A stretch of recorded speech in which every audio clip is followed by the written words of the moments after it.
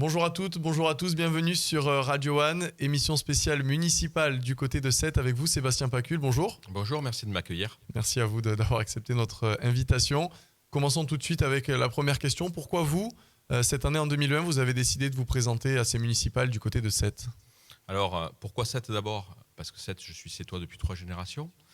Pourquoi moi ? Parce que j'ai été adjoint durant 12 ans.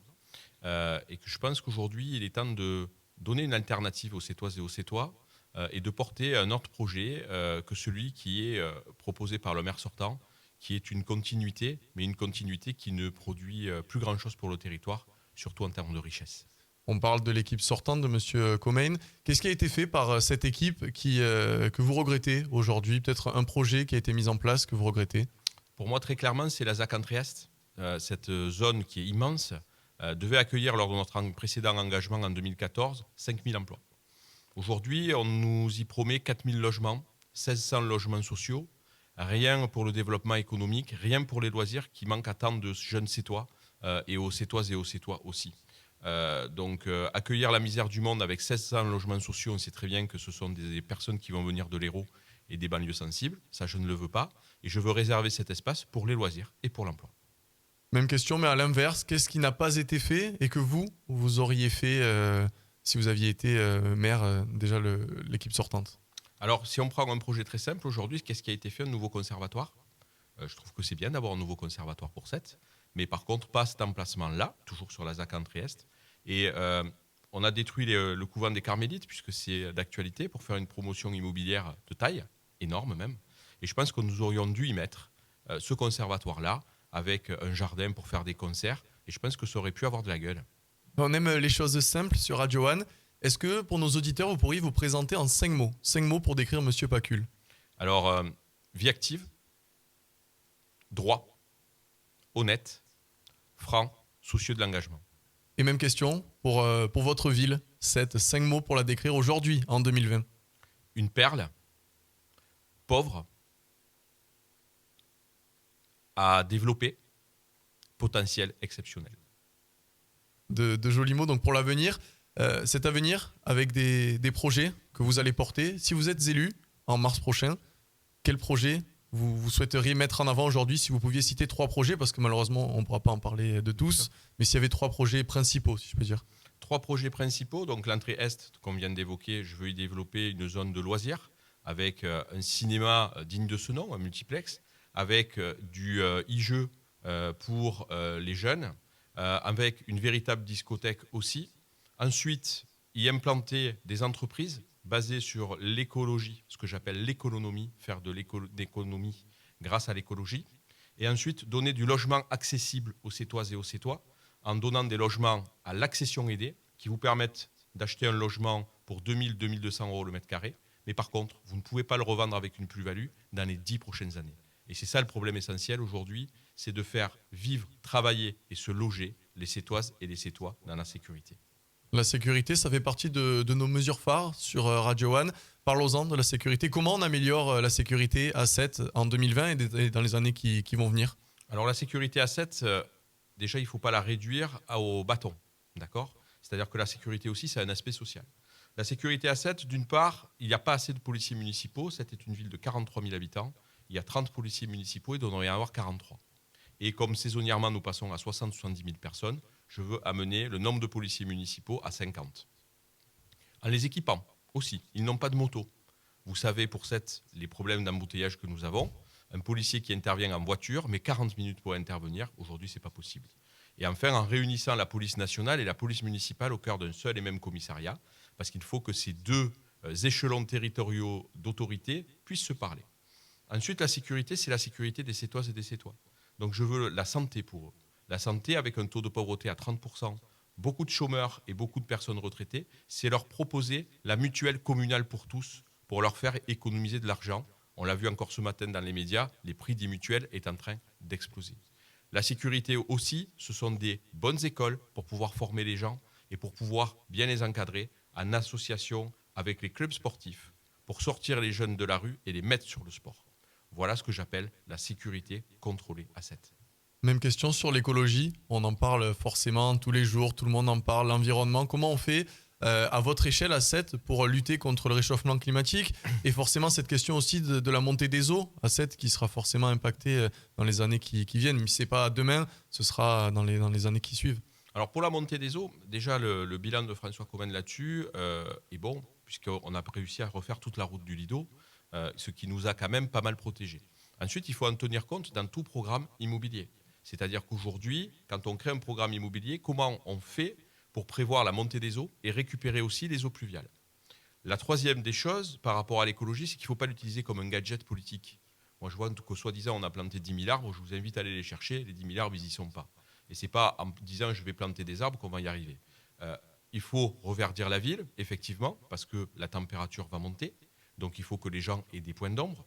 Je rappelle que 4 arbres équivalent à un climatiseur, d'accord, pour faire baisser la température des rues. Il faut ensuite passer tout nouveau projet de développement avec des modes de déplacement doux.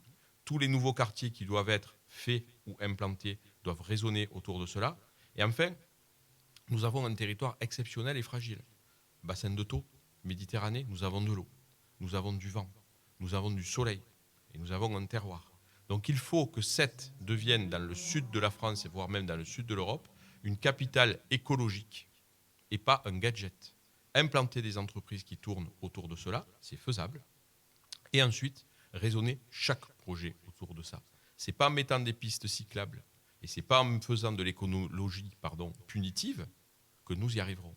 C'est bien en la mettant au centre de toutes les actions. C'est pour ça que mon programme contient dans chacune de ces parties une sous-partie écologique et non pas qu'une simple partie écologique qui est une variable d'ajustement budgétaire. Quand vous parlez de capital écologique, on entend panneaux photovoltaïques peut-être, éoliens. Est-ce que ça fait partie de votre projet ? Le photovoltaïque, bien sûr, il faut mettre ça sur les bâtiments communaux, mais pour ça, il faut négocier avec les architectes des bâtiments de France. Il faut utiliser le port, qui est une ressource énorme en termes de superficie, en mètres carrés, pour équiper aussi des hangars en photovoltaïque. Ensuite, il faut voir, il y a un projet sur l'étang de Thau d'utiliser des anciens parcs pour les coquillages, pour y mettre sur les tables des panneaux photovoltaïques. Mais là, j'ai mis une réserve, c'est quid des plantons qui sont en dessous avec l'ombre. Donc ça, je veux qu'on nous fournisse des études très précises pour pouvoir le faire. Et ensuite, nous avons les courants marins. Les courants marins, aujourd'hui, on sait que c'est bien plus efficace que les éoliennes. Les éoliennes, aujourd'hui, ne prouvent pas tant que ça leur efficacité, d'une part, et d'autre part, génèrent beaucoup de dérangements pour leurs voisins. Donc je préférerais que nous travaillions autour des courants marins sur ce sujet-là. Et c'est là que l'IFREMER doit nous accompagner. Et c'est là que la création d'un pôle de recherche écologique sur Sète prend tout son sens. Autre question sur les impôts, cette fois-ci.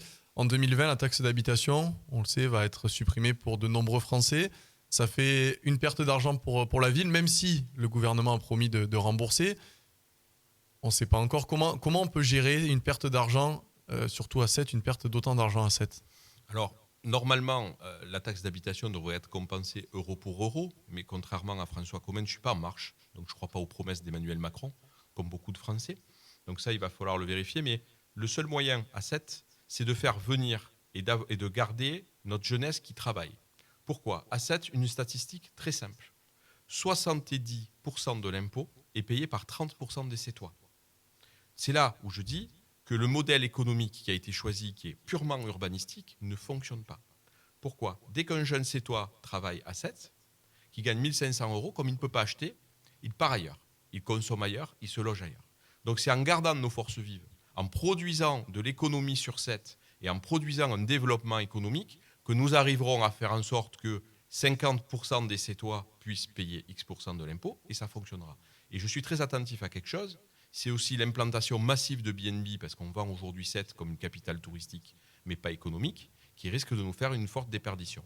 Donc pour la fiscalité, mon engagement vis-à-vis des Sétois, c'est déjà de faire des économies au niveau de la ville, 2 millions d'euros, qui sont faciles à trouver, et ensuite de faire une analyse totale de la fiscalité de la ville de Sète et des ressources de la ville de Sète, pour pouvoir ensuite les consulter sur une trajectoire fiscale, puisque je me suis engagé en signant les 28 accords de la charte anti-corps à faire du référendum d'initiative civile.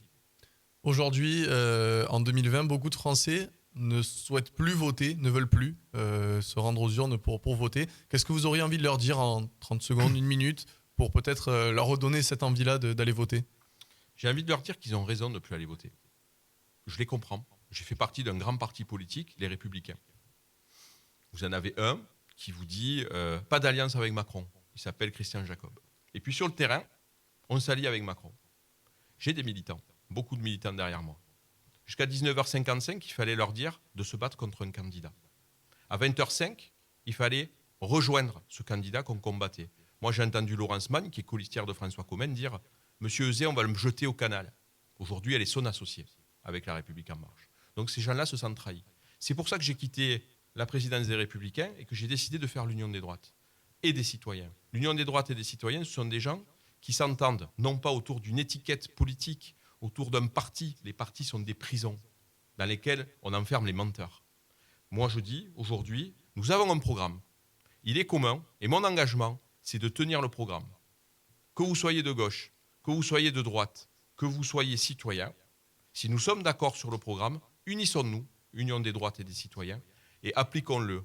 Et à la fin des 6 ans, on fera les comptes. Et quand on voit cette démarche avec Robert Ménard, les comptes, c'est 61% le soir du premier tour, pas 20% comme certains espèrent le faire. Voilà ce que j'ai à leur dire. Venez voter pour ce que nous sommes en train de créer. Nous sommes en train de bouger la tectonique des plaques. J'ai même des journalistes canadiens qui me contactent pour voir quelle est cette union des droites. C'est ce qu'a fait Emmanuel Macron avec, à l'époque, son mouvement En Marche, mais finalement, il a pris toutes les recettes de l'ancien monde. Donc moi, je dis, je ne fais pas d'ancien monde, je ne fais pas du nouveau monde, je fais pour les citoyens, pour les gens et pour les petites gens. Très bien. Bah écoutez, merci beaucoup d'avoir accepté notre invitation et d'avoir répondu à nos questions aujourd'hui sur Radio One. Merci beaucoup.